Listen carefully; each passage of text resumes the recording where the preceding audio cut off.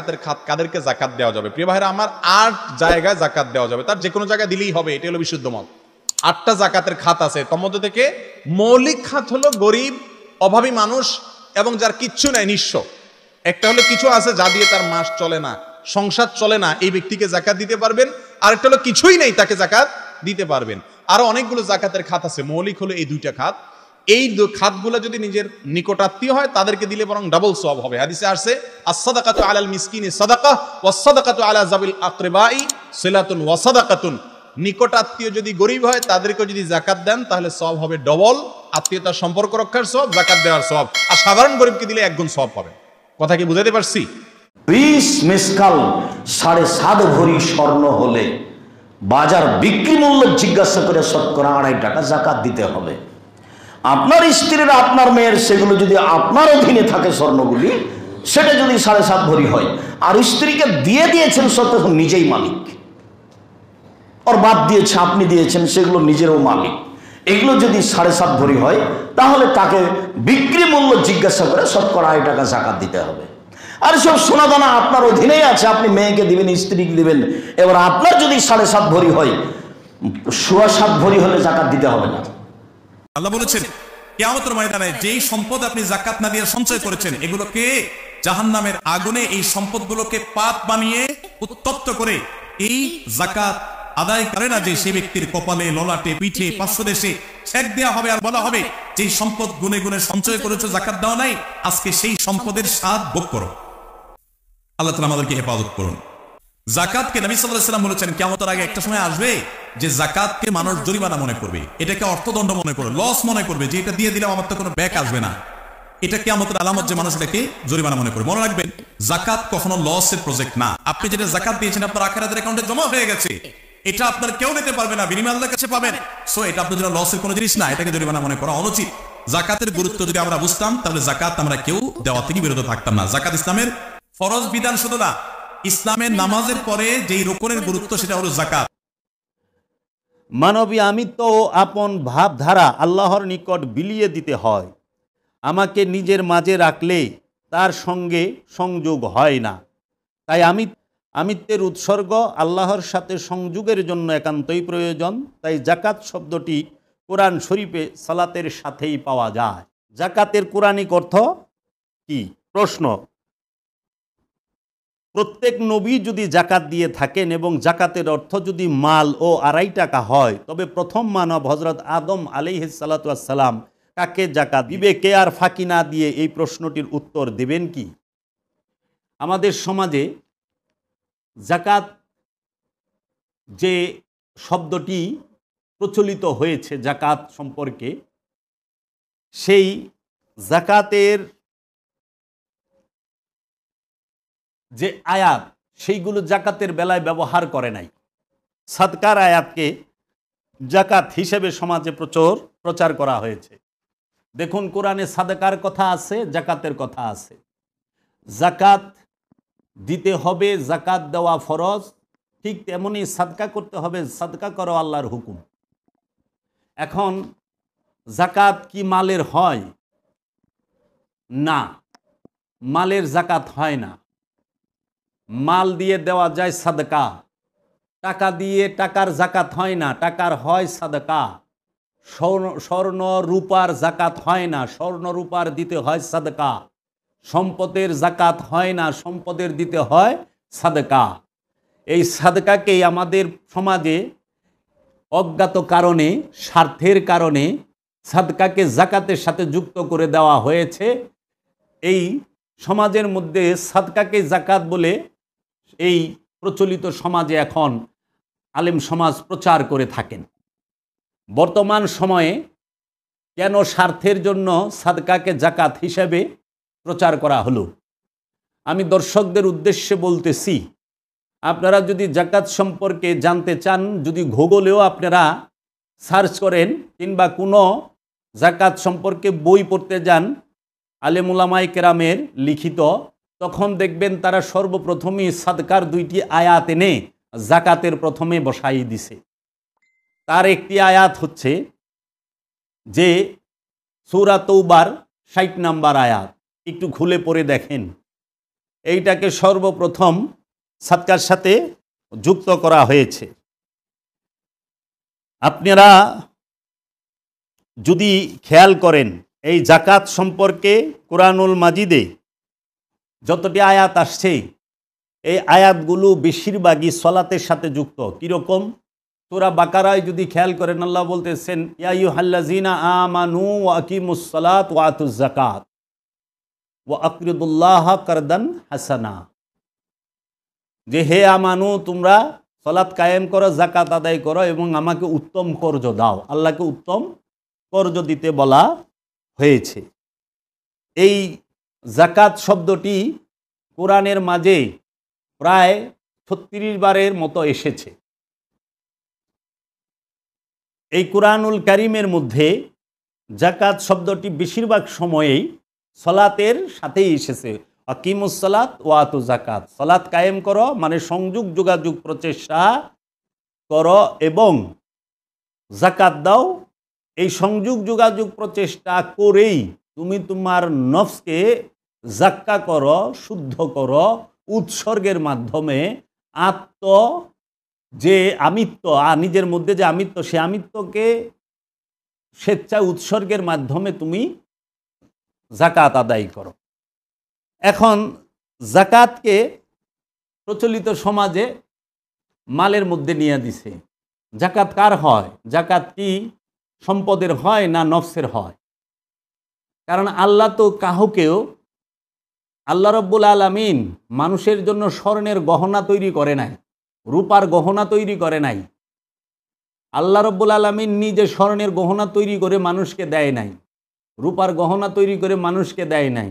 আল্লাহ রব্বুল আলামিন নিজ হাতে মানুষকে সয় সম্পদ চুরি ডাকাতির মাধ্যমে জমা করার জন্য বলে নাই।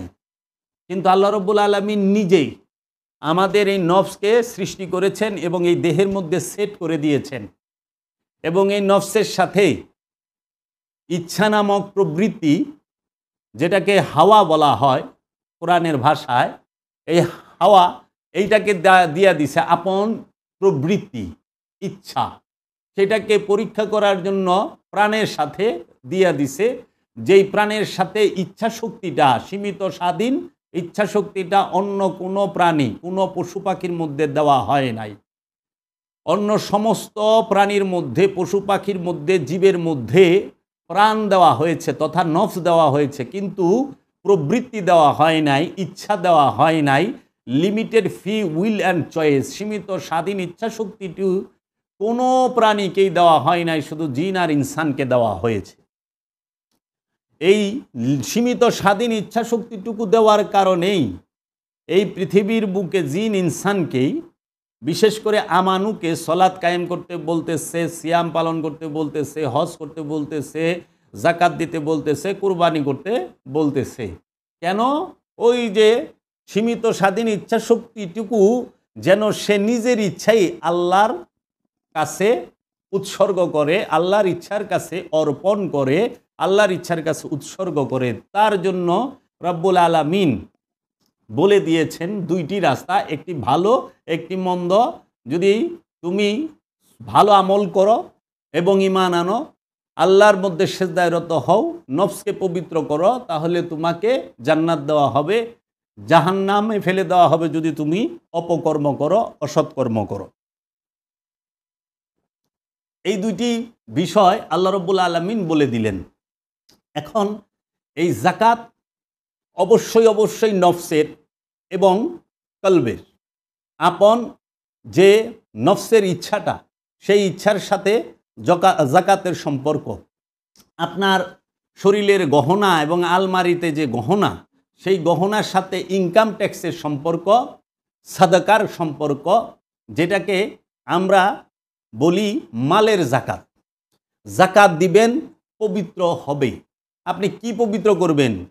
স্বর্ণ গহনা আর আপনার ঘরে আলমারিতে জমা যে ময়লা টাকা, সেইটাকে পবিত্র করবেন, নাকি আপনি আপনার নফসকে পবিত্র করবেন? কারণ স্বর্ণের সাথে আল্লাহ শয়তান দেয় নাই, রূপার সাথে আল্লাহ শয়তান দেয় নাই। রূপার মধ্যে শয়তান থাকে না, স্বর্ণের মধ্যে শয়তান থাকে না, চাউল, গম, ধান এগুলোর মধ্যে শয়তান থাকে না। আপনার ঘরে ডলার হোক, রিয়াল হোক এবং টাকা হোক কিংবা মুদ্রা হোক, এই মুদ্রা, রিয়াল, ডলার, টাকা, এগুলোর রুপি, এগুলোর মধ্যেও শয়তান থাকে না। তো শয়তান যাহার মধ্যে নাই তাহার কিসের জাকাত? জাকাত তো তাহার দিতে হবে যে বস্তুর মধ্যে, যে বিষয়ের মধ্যে, যে জিনিসের মধ্যে শয়তান যুক্ত, শয়তান মিলেমিশে একাকার হয়ে গেছে। সেই শয়তানকে পবিত্র করার জন্য, শয়তানকে মুসলমান বানাবার জন্য, শয়তানকে সেজদা করাবার জন্য জাকাত দিতে হবে। এখন মানুষ যাহার সাথে শয়তান যুক্ত তাহার জাকাত দেয় না, মানুষ জাকাত দেয় কিসের? যার সাথে শয়তান নাই তার। যে বিষয়বস্তুর সাথে শয়তান থাকে না তার সদকা হয়। স্বর্ণের সদকা দিবেন, স্বর্ণ পবিত্র থাকবে, ভালো থাকবে। আপনি রূপার সদকা দিবেন, সম্পদের সদকা দিবেন, এবং আপনি জিনিসপত্রের সদকা দিবেন। এই সদকা দেওয়ার সুনির্দিষ্ট স্থান আল্লাহ কুরআনুল কারিমে উল্লেখ করে দিয়েছেন। সূরা তৌবার ৬০ নম্বর আয়াত। আল্লাহ রাব্বুল আলামিন বলেছেন, ইন্নামা সাদাকাতু লিল ফুকরাই ওয়ালা মাসাকিন ওয়াল আমিলিনা আলাইহা ওয়াল মুআল্লাফাতি কুলুবুহুম ওয়া ফির রিকাবি ওয়াল গারিমিনা ওয়া ফি সাবিলিল্লাহি ওয়াবনিস সাবিলি ফরিদাতাম মিনাল্লাহি ওয়াল্লাহু আলিমুন হাকিম। সূরা তৌবা আয়াত নাম্বার ৬০।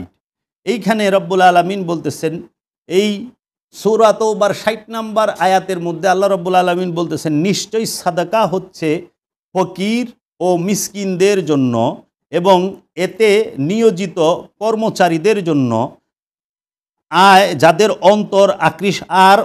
অন্তর আকৃষ্ট করতে হয় তাদের জন্য তাহা বন্টন করা যায়। দাস আজাদ তথা মুক্তি করার জন্য, মুক্তি করার ক্ষেত্রে ঋণগ্রস্তদের মধ্যে, আল্লাহর রাস্তায় এবং মুসাফিরদের মধ্যে। এটি আল্লাহর পক্ষ থেকে বিধান, এটি আল্লাহর পক্ষ থেকে নির্ধারিত, আর আল্লাহ মহাজ্ঞানী, প্রজ্ঞাময়। সাদকা মানুষকে দিতে হয়, আল্লাহকে নয়, আর জাকাত আল্লাহকে দিতে হয়, মানুষকে নয়। আপনি দেখুন, এই যে সূরা তৌবার ৬০ নম্বর আয়াত, এই আয়াত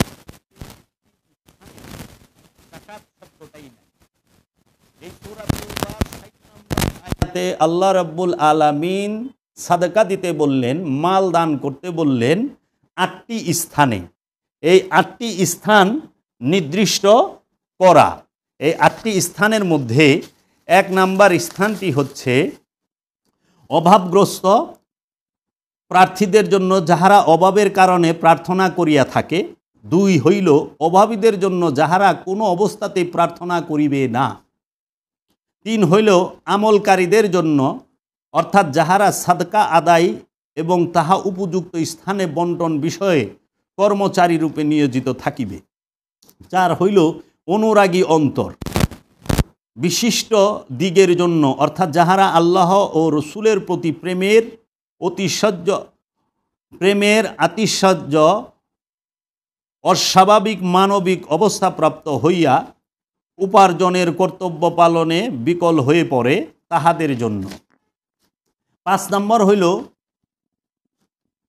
বন্দীদের মধ্যে, অর্থাৎ বন্দী মুক্তির মধ্যে শত্রু দেশ কর্তৃক কোনো ব্যক্তি বা দল বন্দী হইয়া থাকলে তাহার মুক্তির জন্য এই খাজনা হইতে ব্যয় করা চলিবে, তথা ইনকাম ট্যাক্স হইতে, সাদকা হইতে ব্যয় করা চলবে। উপস্থিত কৃতদাস দাসী দিগুকেও প্রয়োজন বোধে ইহার দ্বারা মুক্ত করা চলবে। ঋণীদের মধ্যে, অর্থাৎ ঋণে আবদ্ধ সৎকর্মশীল কোনো ব্যক্তিকেও আর্থিক মুক্তি দেওয়া যাইতে পারিবে, যদি তাহা কর্তৃপক্ষ দ্বারা ন্যায়সঙ্গত বিবেচিত হয়। ৭ নাম্বার আল্লাহর পথে, অর্থাৎ ধর্মীয় শিক্ষা ও উহার প্রচারের কার্যে। ৮ নাম্বার হইল পথিকের মধ্যে, অর্থাৎ বিদেশে বিপদগ্রস্ত পথিকদের মধ্যে ব্যয় হইবে স্থানীয় যে সাদকার ভাণ্ডার হইতে। অবশ্য পথিকের মধ্যে কথা দ্বারা আল্লাহর পথের পথিকও ধরা যাইতে পারে। এই ৮টি স্থানে সাদকা আপনাকে দিতে হবে। এখন ৬০ নাম্বার আয়াতে বলে রেখেছেন, এবং রব্বুল আলামিন কুরআনুল মাজিদে সূরা বাকারার যে 177 নম্বর আয়াত, সেই 177 নম্বর আয়াতে আল্লাহ বলে দিয়েছেন আপনি ঈমান আনবেন কয়টি বিষয়ের উপরে এবং মাল দান করবেন কয়টি বিষয়ের উপরে। আল্লাহ বলতেছেন লাইসা বিররা আন তুয়াল্লু উজুহাকুম বিকাবলাল মাশরিকি ওয়াল মাগরিবি ওয়ালাকিন্না মা আমানা বিল্লাহি ওয়া ইয়াউমিল আখিরি ওয়া মালাইকাতি ওয়া কিতাবি ওয়া নবিয়িনা। আল্লাহ রাব্বুল আলামিন বলতেছেন পণ্য নাই তোমাদের চেহারাগুলি তোমরা যেই দিকেই ফেরাও, পূর্ব এবং পশ্চিমে, বরং পণ্য হইবে আল্লাহর প্রতি ঈমান আনলে এবং আখেরাতের প্রতি ঈমান আনলে, ফেরেশতাদের প্রতি ঈমান আনলে, কিতাবের প্রতি ঈমান আনলে এবং নবীদের সঙ্গে ঈমান আনলে, নবীদের প্রতি। এই 5 স্থানে ঈমান আনতে হবে। এটাই হইল কল্যাণ, এইটাই আপনার জন্য সওয়াবের কাজ। পূর্ব পশ্চিমে মুখ ফেরানোতে কোনো প্রকার পণ্য নাই, স্পষ্ট কুরআনুল কারিমে সূরা বাকারার 177 নম্বর আয়াতে বলে দেওয়া হয়েছে। কেন বলে দেওয়া হয়েছে? আমরা যারা মুসলমান তারা পশ্চিম দিকে কিবলা করি, কাবা শরীফের দিকে, কাবা শরীফ পশ্চিম দিকে। ঠিক কাবা থেকে পূর্ব দিকেই হইল মসজিদুল আকসা, জেরুজালেম, যেটাকে ইহুদি খ্রিস্টানরা কিবলা হিসেবে মানে। এবং পূর্বেও আমাদের প্রথম কেবলা ছিল মসজিদুল আকসা এবং দ্বিতীয় কেবলা এবং বর্তমান কেবলা হচ্ছে মসজিদুল হেরেম। তো এই পূর্ব এবং পশ্চিম দিকে মুখ ফেরানোতে পণ্য নাই, পণ্য আছে 5টি বিষয়ের উপরে যদি আপনি ঈমান আনেন এবং ওয়া আতাল মালা আলা হুব্বিহি, এবং দান করো মাল সম্পদ উপরে তাহার প্রেমের, তাহার ভালোবাসায়। আল্লাহর প্রেমে ভালোবাসায় মাল দান করতে বলেছে। দেখুন কয়টা স্থানে আল্লাহ বলছেন তোমরা মাল দান করো আল্লাহর মহব্বতে। জউল কুরবা অর্থাৎ নিকটওয়ালা গণদের, ওয়া ইয়াতিমা ইয়াতিমদের, ওয়া মাসাকিনা মিসকিনদের, ওয়া আবনা সাবিল অর্থাৎ পথের পথিকদেরকে, ওয়া সাইলিনা সাহায্য প্রার্থীদেরকে, ওয়া ফারিকি ওয়া ফির রেকাবি দাস মুক্তি মধ্যে, বন্দীদের মুক্তির মধ্যে। 6টা স্থানে আপনারা কোথায় মাল দান করবেন? 6 স্থানে আল্লাহ বলে দিতেছে। এবং মাল দান করো আল্লাহর ভালোবাসার উপরে নিকটওয়ালাদের মধ্যে এবং এতিমদেরকে এবং মিসকিনদেরকে এবং পথের পথিককে এবং যাহারা সাহায্য চায় তাহাদেরকে এবং বন্দীদেরকে। তারপরেই বলতেছেন ওয়া আকিমুস সালাত ওয়া আতুজ যাকাত, এবং সলাৎ কায়েম করো এবং যাকাত আদায় করো। তারপর বলতেছে ওয়া মুফুনা, এবং ওয়াদা পূর্ণ করো, বে আহাদি ওয়াদা পূর্ণ করো, মিন তাহাদের, ইজা যখন আহাদু ওয়াদা করে, এবং দারিদ্র্যের মধ্যে ধৈর্য ধারণ করে এবং মুসিবতের মধ্যে এবং যুদ্ধের মধ্যে। ওহারাই তাহারা যাহারা সত্যবাদী এবং ওহারাই তাহারা যাহারা মুত্তাকি। তাহলে মুত্তাকির সংজ্ঞা আমরা পাইলাম। মুত্তাকি কারা?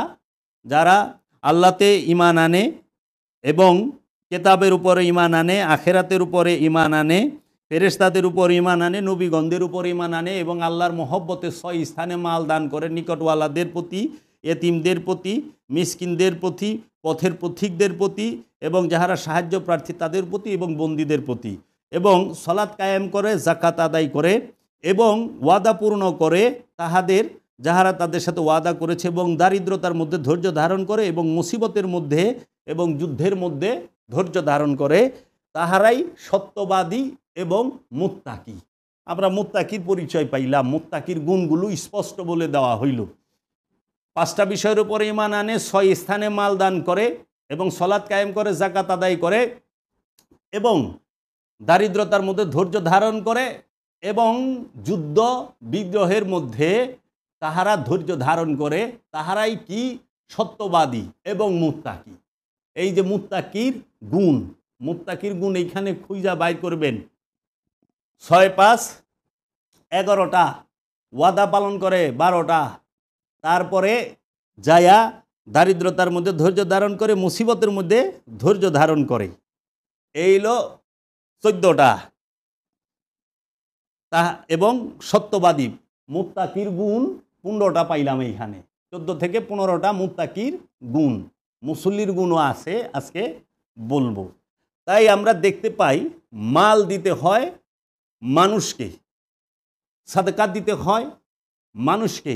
আপনি যদি আনুষ্ঠানিক জাকাতের কথাও বলেন, সমাজে প্রচলিত অর্থের জাকাতের কথা বলেন, শতকরা 2.5%, সেইটাও এই যে নির্দিষ্ট করা 8টি স্থান কোরআনের, এই স্থানের দেখুন, এতিম মানুষের মধ্যেই, মিসকিন মানুষের মধ্যেই।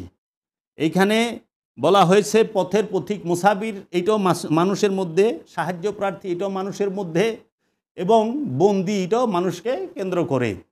এই 8টা স্থানে বর্তমান সমাজে আমাদের বড়লোক ভাই বোনদেরকে প্রলোভন দেখিয়ে বর্তমান সমাজে জাকাতের অর্থটা প্রতিষ্ঠানে নেওয়া হয়, নইলে মাদ্রাসায়, নইলে মসজিদে। মাদ্রাসায় মসজিদে জাকাত দেওয়ার কথা কোরআনে আল্লাহ বলেন নাই, সাদকাও দেওয়ার কথা কোরআনে বলেন নাই, বলছে এতিমদেরকে দেওয়ার কথা। এতিম সে মানুষ, এতিম শুধু মাদ্রাসায় থাকে না, এতিম আপনার বাড়িতেও থাকে, আপনার পাড়া মহল্লায়ও থাকে, এতিম স্কুলেও থাকে, এতিম কলেজ ইউনিভার্সিটিতেও থাকে, আবার এতিম পথের পথিকের মধ্যেও আছে। এতিম সব জায়গায় আছে। আবার এই এতিমের মধ্যে 2 দিক। এক এতিম হইল যাহার জাগতিকভাবে পিতা মাতা মারা গিয়াছে, সে এতিম। এটা হলো আনুষ্ঠানিক এতিম, মেজাজি এতিম। বাবা মা 1000 কোটি টাকা থুয়া যায়, তারপরও বাবা মা মারা গেলে সে এতিম। আর হাকিকি এতিম হচ্ছে যিনি আল্লাহ রব্বুল আলমিনের মহব্বতে, আল্লাহর রসুলের মহব্বতে, আল্লাহ রব্বুল আলমিনের মহব্বতে নিজের জীবনকে রসুলের কদম এবং রবের রাস্তায় উৎসর্গ করে দুনিয়াকে প্রত্যাখ্যান করে তিনি আল্লাহর পথে সম্পূর্ণরূপে নিয়োজিত হয়েছেন। এই ওলিয়ে কামেল যারা, আল্লাহর ওলি যারা, তাহারাই হাকিকি এতিম। আসল এতিম হচ্ছে আল্লাহর ওলি, আল্লাহর নবী, আল্লাহর রসুলগণ। আল্লাহর ওলি, রসুল এবং নবীগণ হচ্ছে হাকিকি এতিম, আসল এতিম এবং নিকটবর্তী সবচাইতে আমাদের। কারণ কোরআনেও আমরা পাই কি আন্নবী আউলা বিল মুমিনিনা আনফুসিহিম, নবীগণ হচ্ছে, রসুলগণ মুমিনের নফসের থেকেও প্রিয়, নফসের থেকেও বেশি অধিক প্রিয়, আওলা। এই এতিমদেরকে মাল দান করতে আল্লাহ উৎসাহিত করেছেন। আর জাকাত সেটি দেবার স্থান মানুষের মধ্যে না, মানুষকে জাকাত দেওয়া যায় না। জাকাত হচ্ছে একটি ইবাদত, মানুষকে দেওয়া যায় সাদকা। এই সাদকা মানুষকে দিবেন, জাকাত দিবেন রসুল আর রসুলের রবকে, আল্লাহ এবং আল্লাহর রসুলকে দিতে হয় জাকাত। আল্লাহর রসুলকে, আল্লাহ এবং আল্লাহর রসুলের ইচ্ছার কাছে নিজের ইচ্ছাটাকে উৎসর্গ করার অপর নামই জাকাত। এখন স্বার্থের কারণে আমাদের সমাজে প্রচলিত এই মৌলানা সাহেবরা অজ্ঞাত কারণে এই সাদকাকে জাকাত বলে চালিয়ে দিয়েছেন, মিক্স করে দিয়েছেন। আমাদের সমাজে বিরাট বড় বড় যে অঘটন হয়েছে সেগুলোর কিছু নমুনা আমি দেই, যেগুলোতে সাধারণ মানুষ পথহারা হয়েছেন, পথভ্রষ্ট হয়েছেন, বিপথগামী হয়েছেন। সেই বিষয়গুলো কি, অধিকাংশ আলেম এবং অধিকাংশ পীর মাশায়েখরা কি করেছেন, যে মূল বিষয়গুলোকে অনুষ্ঠানের সাথে মিক্স করে একাকার করে দিয়েছেন। মানুষ আসল রহস্যই বুঝতে পারে না। যেরকম রু আর নফসকে এক করে দিয়েছেন। রু আর নফস, নফস হইল প্রাণ, রু হইল স্বয়ং আল্লাহ। রু আর নফসের এক করে দিয়ে বর্তমান সমাজে রুহের সওয়াব পাঠায়, রুহের জন্য মাগফিরাত কামনা করে, রুহের জন্য বলে যে রুটাকে কবজ করে নিয়ে গেছে, আপনার রু কুলুষিত হয়েছে, নওজুবিল্লাহি মিন জালিক, আত্মা খারাপ হয়ে গেছে, নওজুবিল্লাহি মিন জালিক। এই রুর আর নফসের বিষয় বুঝে নাই। যদি রু কবজ হয় তাহলে প্রাণ, নফস কি হবে? নফস কি হবে? রু যদি কুলুষিত হয় তাহলে নফস কি হবে? রু যদি সে মারা যায় তাহলে নফসের কি হবে? রুহের জন্য যদি দোয়া করেন তাহলে নফসের জন্য কি করবেন? এই রু নফসকে এক করে দিছে, আমানুয়ার মমিনকে এক করে দিছে। আমানুয়ার মমিনের বিশাল পার্থক্য, সেইটাকে সমাজের বুকে এক করে দিয়া বিভ্রান্ত করছে। আমানুর অর্থ মমিন করছে, মমিনের অর্থ গায়েব। আমানুর বাংলা অর্থও করে নাই, মমিনের বাংলা অর্থও করে নাই। ঠিক এই রকম নবী এবং রসুলকে এক করে দিছে। কোরআন ও কেতাবকে এক করে দিছে, ওয়াহেদ ও আহাদকে এক করে দিছে, জিন আর শয়তানরে এক করে দিছে সমাজে, যার জন্য মানুষ বিভ্রান্ত। জিন আর শয়তান দুইটারে ধুমছে বকে, কারে বকন লাগবো না এইটাই বুঝে না। জিন ইনসান দুইটারে এক করে দিছে। সব জিন শয়তান না, আর শয়তান সে জিন হইতে কলুষিত জিন। তারপরে কবর আর মাজারে এক করে দিছে। তারপরে এলেম এবং হেকমতকে এক করে দিছে, যার জন্য এলেম কোনটা আর হেকমত কোনটা সেটাই বুঝে না। এরা কিতাব পড়ে আল্লাহর ওলি হইবার চায়, কিতাব পড়ে আল্লাহর ওলি হয় না, হেকমত প্রাপ্ত হইলে আল্লাহর ওলি হয়। আল্লাহর ওলি সিনার জ্ঞানে জ্ঞানী, আর আলেম সে মাথার বিদ্যায়, পুস্তকের বিদ্যায় বিদ্যান, বইয়ের জ্ঞানে জ্ঞানী। তারপরে ওলি আর মানুষ এক কইরা দিছে, ইনসান আর ওলিরে এক কইরা দিয়া মূর্তি মিন্দুনিল্লাহ আর ওলি আল্লাহ, মিন্দুনিল্লাহর ওলি আল্লাহরে এক কইরা দিছে, ইচ্ছা খতম কইরা দিছে। এহেনে মানুষ বিভ্রান্ত এখন। তারপরে ফেরেশতার রুকে এক কইরা দিছে, রহুল আমিন আর ফেরেশতারে এক কইরা দিছে। তারপরে এই যে আপনি দেখবেন জাকাত আর সাদকারে এক কইরা দিছে, যার জন্য আমরা জাকাত কি সেটাও বুঝি না, সাদকা কি সেটাও বুঝি না। না বোঝার কারণে আমরা কি করছি, এই করছি যে আমরা মার্কেটের মধ্যে, বাড়ির মধ্যে জাকাতের কাপড় আবিষ্কার করছি। সারা কোরআন এবং হাদিসে কোথাও জাকাতের কাপড় এইটা নাই, কিন্তু এখন জাকাতের কাপড় আমাদের মার্কেটে পাওয়া যায়। জাকাতের লুঙ্গি আবিষ্কার করছি আমরা জাকাতের পাঞ্জাবি আবিষ্কার করছি, হ্যাঁ, আমরা জাকাতের টাকা আবিষ্কার করছি। কিন্তু এই জাকাতের লুঙ্গিও হবে না, জাকাতের পাঞ্জাবিও হবে না, জাকাতের কাপড়ও হবে না, জাকাতের টাকাও হবে না। হবে হচ্ছে সাদকার লুঙ্গি, সাদকার পাঞ্জাবি, সাদকার কাপড় এবং সাদকার টাকা। সাদকা দিতে হয় সম্পদের। এর জন্য জাকাত সেটা আপনি আল্লাহ থেকে যাহা পাইছেন, যেরকম দৃষ্টিশক্তি পাইছেন, শ্রবণ শক্তি পাইছেন, এই দম শক্তি, ঘ্রাণ শক্তি পাইছেন, জবান শক্তি পাইছেন, আপনি অনুভূতি শক্তি পাইছেন, এবং আপনি বিদ্যা বুদ্ধি সমস্ত কিছু রবের তরফ হইতে পাইছেন, এবং এই ধন সম্পদ ক্ষমতা শক্তি সব পাইছেন। এই বিষয়গুলোকে সম্পূর্ণরূপে আল্লাহ এবং আল্লাহর রসুলের কদমে, রসুলের ইচ্ছার কাছে, আল্লাহর ইচ্ছার কাছে উৎসর্গ করতে পারলে হয় জাকাত। এর জন্য দেখেন আল্লাহর ওলিরা নিজের জীবনটা পর্যন্ত রসুলের কদমে উৎসর্গ করে, তার গুরুর কদমে উৎসর্গ করে, রবের ইচ্ছার কাছে উৎসর্গ করে। এর জন্য আল্লাহর ওলিরা জাকাত দিয়েই ওলি হয়। আল্লাহর ওলিরা বিনয়ী, আল্লাহর ওলিরা ঝগড়া ফেসাদে নাই, আল্লাহর ওলিরা জাকাতের টাকা মাইরা দেয় না।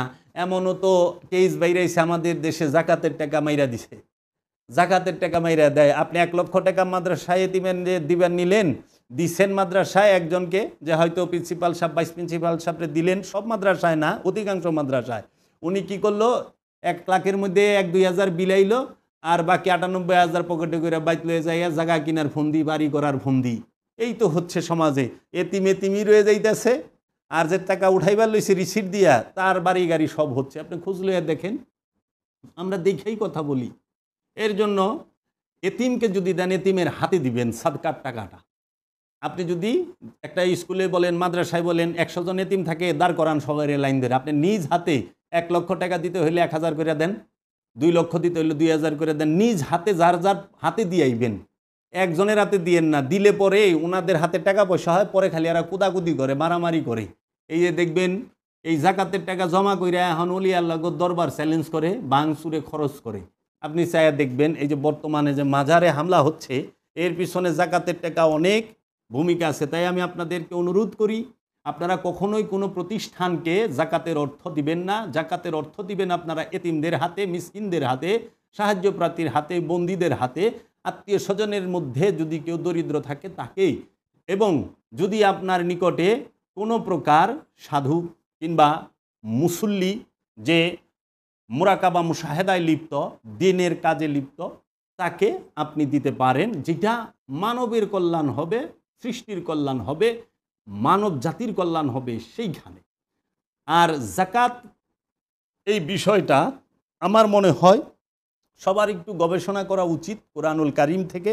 আমি কোরআনুল কারীমের প্রতিটা আয়াত আমি তুলে ধরতে পারি জাকাত সম্পর্কে।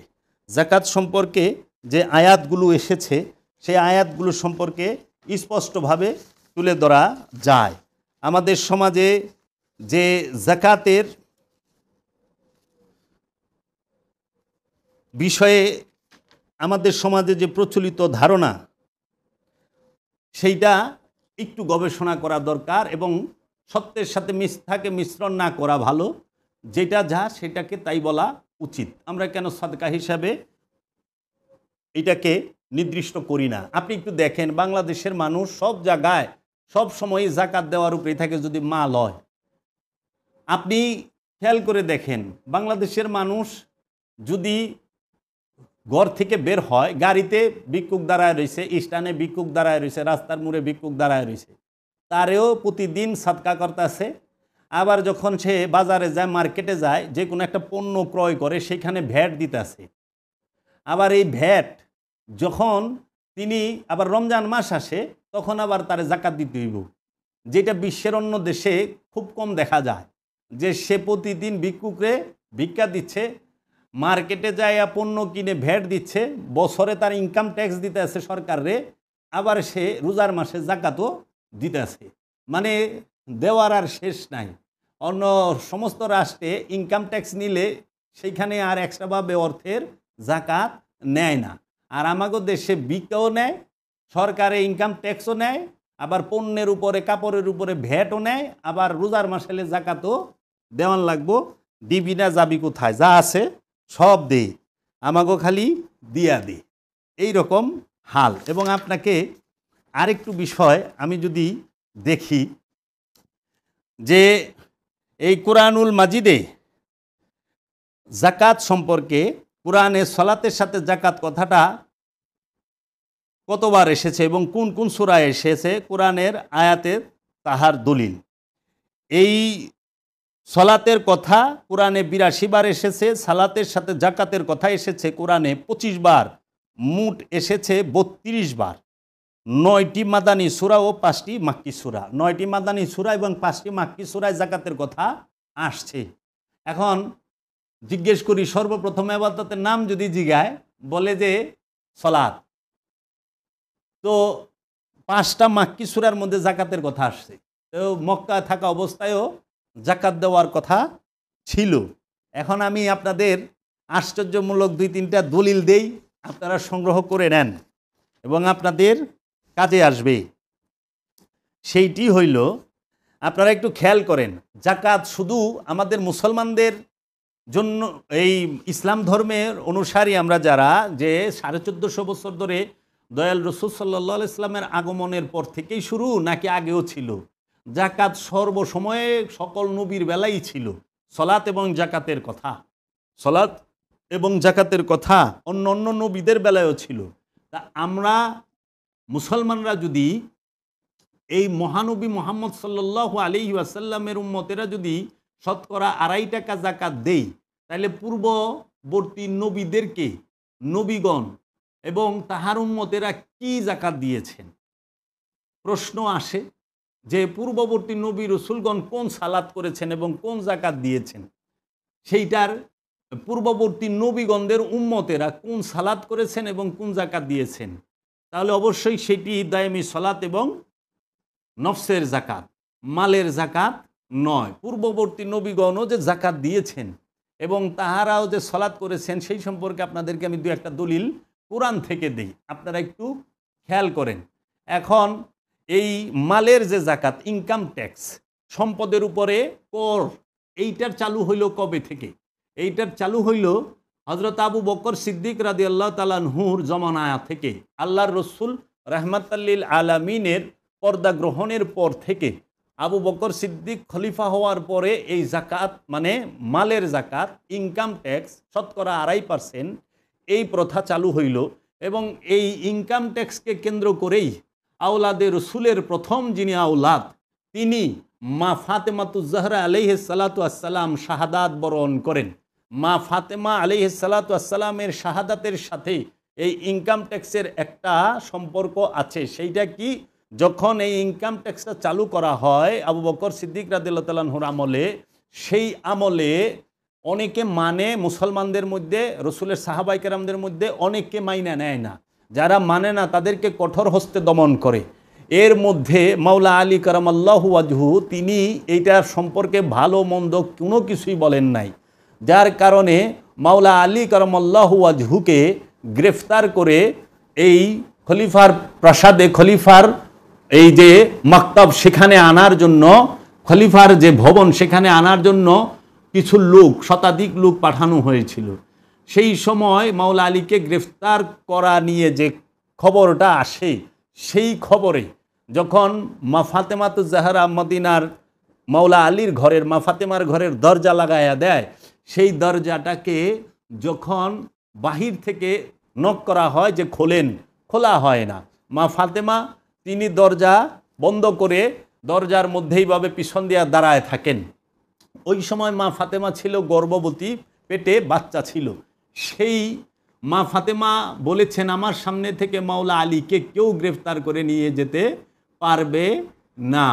তখন মা ফাতেমার ঘরের দরজার মধ্যে আগুন দেওয়া হয়। আমরা ইতিহাস এবং ঘটনা থেকে জানতে পারি, যখন সেই দরজার লোহাগুলো কাঠ থেকে ছুটে যায়, তখন দরজায় আঘাত করে সেই দরজাটি মা ফাতেমার উপরে পড়ে যায়, পিঠের উপরে, এবং ওনার পেটে উনি ব্যথা লাগে, আঘাত লাগে, এবং পাঁজরের হাড় ভেঙে যায় এবং হাত ভেঙে যায়।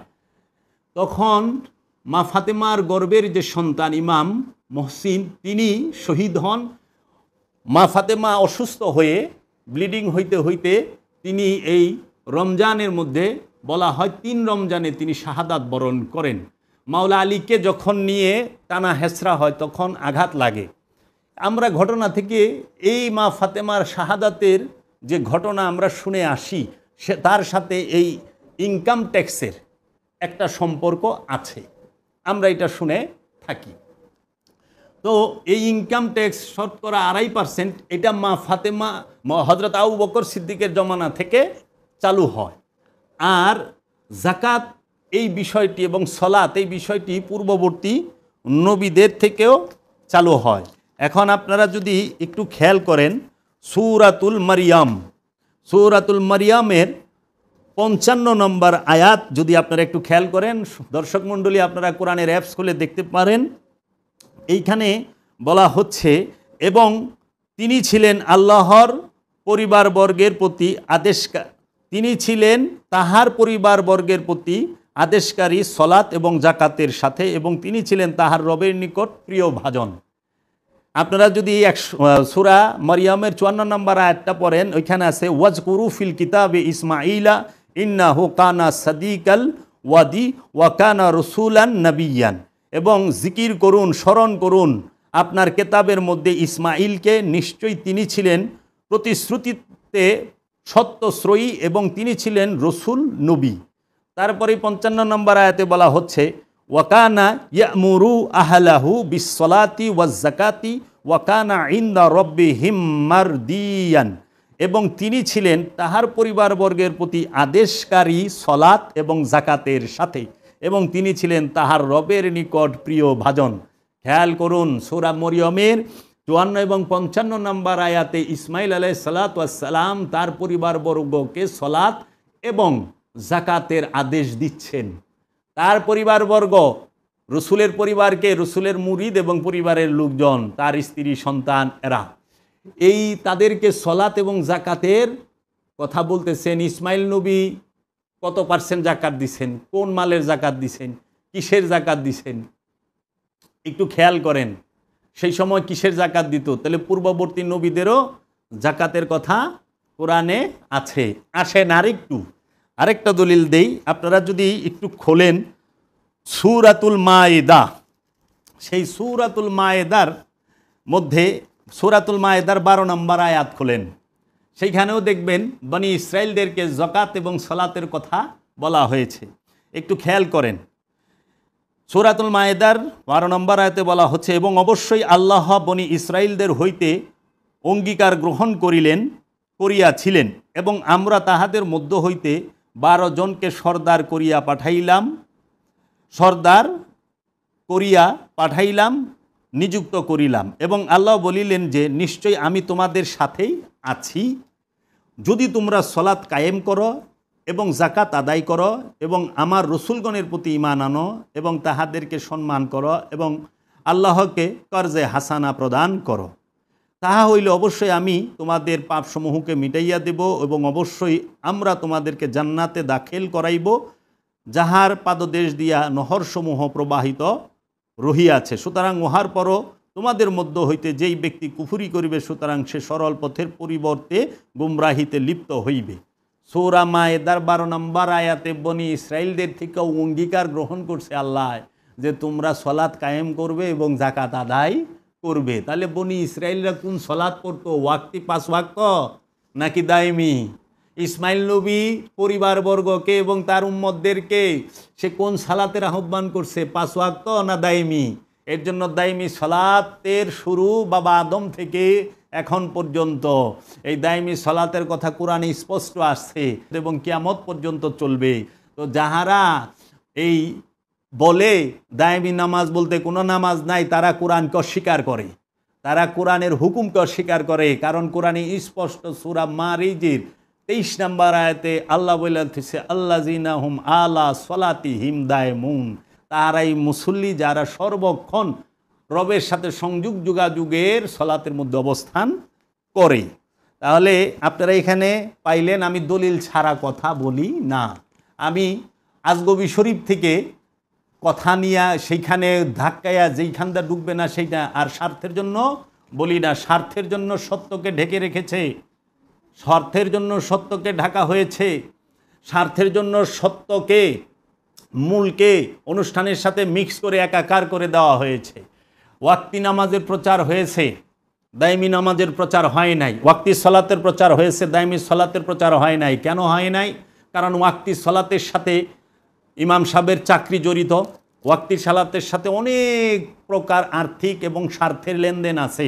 যেরকম টুপি পরলে টুপির একটা ব্যবসা আছে, পাঞ্জাবি পরলাম পাঞ্জাবির একটা ব্যবসা আছে, আমি পাগড়ি পরলাম পাগড়ির একটা ব্যবসা আছে, আমি ইমামতি করলাম সেখানে আমার একটা বেতন আছে, মসজিদি করলাম সেখানে বেতন আছে, এবং মসজিদ নির্মাণ করতে অনেক কিছু লাগে। সমস্ত কিছুর যুক্ত দেখেই ওয়াক্তি সলাতের বিষয়টা তাহারা বেশি প্রচার করে, যেখানে তাদের স্বার্থটা অতিরিক্ত পরিমাণে বেশি। দায়মি সলাতের সাথে কোনো স্বার্থই নাই, কারণ দায়মি সলাতের ইমাম ওলিয়ে কামেল, দায়মি সলাতের ইমাম আপন মুর্শিদ আপন রসুল। এখানে আজানের বিষয়, সেটা মুর্শিদ আজান দেবে, আহ্বান করবে সত্যের দিকে আসো, সলাতের উপরে জীবিত হও, কল্যাণের উপরে জীবিত হও এবং আসো নিজে সাক্ষী হও। অন্যের সাক্ষী শুই না তুমি সন্তুষ্ট থাইকো না, তুমি নিজেও সাক্ষী হও যে মুহাম্মদ সাল্লাল্লাহু আলাইহি ওয়াসাল্লাম আল্লাহর রসুল এবং আল্লাহ এক, তুমি সাক্ষী দাও। সেই শিক্ষা আল্লাহর ওলিরা দিয়ে থাকেন দায়মি সলাতের মাধ্যমে। কামেল ওলিরা, ঢঙ্গিরা না, আরবি জানা ওলিরা না, আরবি জানা পিসাবরা না, লেবাসদারি পিসাবরা না, আল্লাহর কামেল ওলিরা। এই আল্লাহর কামেল ওলিরা তারা মানুষকে হেদায়েতের শিক্ষা দেয়। আর যারা নাকি ঢঙ্গি ওলি সাজছে তারা ব্যবসা বাণিজ্য কইরা রাজা হওয়ার চিন্তায় থাকে। তো কাজী এই মালের জাকাতের প্রচার ব্যাপক পরিমাণে হয়েছে, নফসের জাকাতের কথার প্রচার হয় নাই কেন? নফসের জাকাতের সাথে রসুলকে যে জাকাত দিতে হয়, রবকে যে জাকাত দিতে হয়, এই জাকাতের কথা প্রচার হলো না কেন? কারণ ওটার মধ্যে স্বার্থ নাই। আর মালের জাকাতের স্বার্থ আছে, সব আমাকে বাড়িতে আইব, আমাকে হেনে ঢুকবো, প্রচার করো ফজিলত। এইভাবে আমিত্বের কুরবানি, মনের মধ্যে যে পশু হিংস্র দানবের মতো হইয়া রইছে, সেই পশুকে জবাই করার কথা কেউ বলে না, বনের পশুকে জবাই করার কথা বলে। কারণ বনের পশু জবাইয়ের সাথে অনেক মানুষের অনেক উপকার আছে, এটা করতে হবে, অস্বীকার করা যাবে না। অনুষ্ঠানকে অস্বীকার করা যায় না। অনুষ্ঠান যদি বাদ দেন সত্যের সন্ধান পাওয়া মুশকিল হবে। অনুষ্ঠান লাগবে, কিন্তু আপনার জানতে হবে কোনটা মূল কোনটা অনুষ্ঠান। তাই অনুষ্ঠানকে বুঝার জন্য, মূলকে বুঝার জন্য অনুষ্ঠান। তাই আপনি মনের পশুকে জবাই করে, মনের পশুকে কুরবানি করে আপনি হবেন আল্লাহর দিদার প্রাপ্ত। আর বনের পশুকে জবাই করলে আপনি গুস্ত খাইতে পারবেন, কিন্তু আল্লাহর দিদার পাইবেন না। এর জন্য আমরা যেন মনের পশুকে আগে জবাই করি, মনের পশুকে করো জবাই, পশুরা বাঁচে সবাই। তাহলে এই জাকাতের বিষয়টা হাকিকি নফসের জাকাতের বিষয়টা প্রচার হইল না, সাদকাকে জাকাত হিসাবে সমাজে প্রচলিত করলো, আমরাও মেনে নিলাম। তাই আমি আহ্বান রাখবো যে আপনারা এই সাদকাটা অবশ্যই দিবেন, বেশি বেশি পরিমাণে সাদকা করবেন এবং আত্মীয় স্বজন প্রতিবেশী সবার দিকে আপনারা যারা বিত্তবান তাহারা সুন্দরভাবে তাকাবেন। এবং আমি আপনাদের কাছে আরেকটু বলি যে এই জাকাত এটা কিন্তু ধনীকে দিতে বলে নাই আল্লাহ কোরআনে কোথাও বলে নাই হে ধনীরা তোমরা জাকাত দাও। আল্লাহ বলছে ইয়া আইয়ুহাল্লাযীনা আমানু আকিমুস সালাত ওয়া আতুজ যাকাত, হে আমানুরা তোমরা জাকাত দাও। এখন মানুষ সমাজে এমন করছে যে ইবাদতের যে মূল 5টা ভিত্তি স্তম্ভ, পিলার, এই পাঁচটা কি? ঈমান। আপনি যদি ঈমান হলো মূল বিষয়, সালাত, যাকাত, সিয়াম, হজ, কুরবানি, এই পাঁচটা মূল বিষয় পরিপূর্ণ ঈমানে দাখিল হওয়ার জন্য সর্বপ্রথম মৌখিক ঈমান, জবানি ঈমান আনবেন, তারপরে সালাত করবেন, যাকাত দিবেন, সিয়াম পালন করবেন, হজ করবেন, কুরবানি করবেন। এই পাঁচটা বিষয়ের সাথে আল্লাহ কি বৈষম্য করতে পারে মানুষে মানুষে? পাঁচটার মধ্যে দুইটা করব গরিবে, তিনটা করব, পাঁচটা করব বড় লোকে। কীরকম? গরিব কি করতে পারে? গরিব নামাজ পড়তে পারে আর যাকাত দিতে, আপনার রোজা করতে পারে। নামাজ আর রোজা করে গরিবে, আর বড় লোকে করে পাঁচটা, নামাজও পড়ে, রোজাও করে, হজও করে, কুরবানিও দেয়, যাকাতও দেয়। এখন আল্লাহ কি বৈষম্য বান্দার মধ্যে করতে পারে? এটা হইলো অনুষ্ঠানের মধ্যে হয়, কিন্তু হাকিকতে এই বিষয়টা সার্বজনীন, সবার জন্য। এবং কে মানুষের জন্য সালাত কোরআন বলে নাই, কোরআন বলছে আমানুর জন্য সালাত, আমানুর জন্য যাকাত, আমানুর জন্য সিয়াম, আমানুর জন্য হজ, আমানুর জন্য কুরবানি। এই যে কুরবানি দেখেন আপনি, এখন বৈষম্য হয়ে গেছে কোথায়? দুইটা গরিবে করা পারবো নামাজ আর রোজা, আর তিনটা গরিব করা পারবো না। গরিবের থেকে বঞ্চিত হলে কিন্তু সোয়াব পাইব, সোয়াবের বেলা বরাবর, না করলেও সোয়াব। এটা কি হইতে পারে কখনো? কোরআন কিভাবে বলছে? কোথাও কোরআন বলছে যে আমানু। এখন আমানু কি ভিখারি যে ভিক্ষা করে সে হইতে পারে না? আমানি কি ঠেলা গাড়িওয়ালা হইতে পারে না? পারে তো। আমানু ইমানের সম্পর্ক হলেও কলবের সাথে, সম্পদের সাথে না। এবাদতের সম্পর্ক নফসের সাথে, কলবের সাথে, সম্পদের সাথে না। সম্পদ দিয়া এবাদত হয় না। সম্পদ দিয়া কি হয়? আল্লাহকে রাজি খুশি করা যায়, মানব সেবা করা যায়, সৃষ্টির সেবা করা যায়। কিন্তু এবাদত, দাসত্ব কিন্তু আল্লাহর জন্য। দাসত্ব আল্লাহ রসুলকে কেন্দ্র করে। এর জন্য আপনি সিয়াম সালাত করবেন রসুলের সাথে, রবের সাথে, যাকাত দিবেন রসুলকে এবং রবকে, আপনি এই হজ করবেন রসুল এবং রবেরকে কেন্দ্র করে, এবং আপনি কুরবানি করবেন রসুল এবং রবকে কেন্দ্র করে, এবং আপনি সিয়ামও পালন করবেন রসুল এবং রবকে কেন্দ্র করে। যাকাত রসুল এবং রবকে কেন্দ্র করে, রোজা সিয়াম সেটাও রসুল এবং রবকে কেন্দ্র করে, হজ, এই যাকাত যেটা সিয়ামের পরে যাকাত, এই যাকাতও রসুল এবং রবকে কেন্দ্র করে, হজও রসুল এবং রবকে কেন্দ্র করে, কুরবানিও রসুল এবং রবকে কেন্দ্র করে। আবার আপনি একটু খেয়াল করেন, দেখবেন যে সালাত করতে ইমাম লাগে আমাদের। হ্যাঁ, আমাদেরকে হজ করতেও ইমাম লাগে, কুরবানি করতেও ইমাম লাগে। তিন বিষয়ে ইমাম লাগে, দুই বিষয়ে আবার ইমাম লাগে না। যাকাত দিতে আমাদের ইমাম লাগে না, রোজা রাখতেও ইমাম লাগে না। রোজা রাখতে কেবলার দিকে হইতে হয় না, যাকাত দিতেও কেবলার দিকে হইতে হয় না, কুরবানি করতেও কেবলার দিকে হইতে হয় না। কেবলার দিকে হইতে হয় শুধু হজের বেলায় আর হইলো সালাতের বেলায়। এই বিষয়গুলো আমাদের জ্ঞান গবেষণা করার দরকার। আমাদেরকে এই সমাজের মানুষকে কুরআনুল কারিম, কুরআনুল হাকিম, কুরআনুল মুবিন, কুরআনুল মাজিদকে গবেষণা করার দরকার, এবং এই দেহ কিতাবকে পাঠ করার দরকার। কার কাছে গিয়ে? যিনি আল্লাহর মনোনীত একজন কামেল ওলি, যিনি আল্লাহর বন্ধু, তার নিকটে গিয়ে। এবং যখন আমরা এই বিষয়গুলো গবেষণা করব, আমরা সুন্দর সুন্দর জিনিস পাবো, এবং আমাদের মধ্যে মনুষ্যত্বের জাগরণ হবে, আমাদের মধ্যে মানবতার জাগরণ হবে।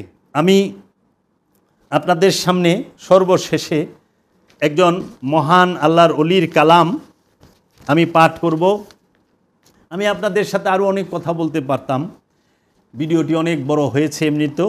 আমি শেষে বলবো, আল্লাহর একজন বিখ্যাত ওলি তাহার কিতাবের মধ্যে লিখেছেন আল্লাহর রসুল সরকার দু আলম মহানবীর সম্পর্কে।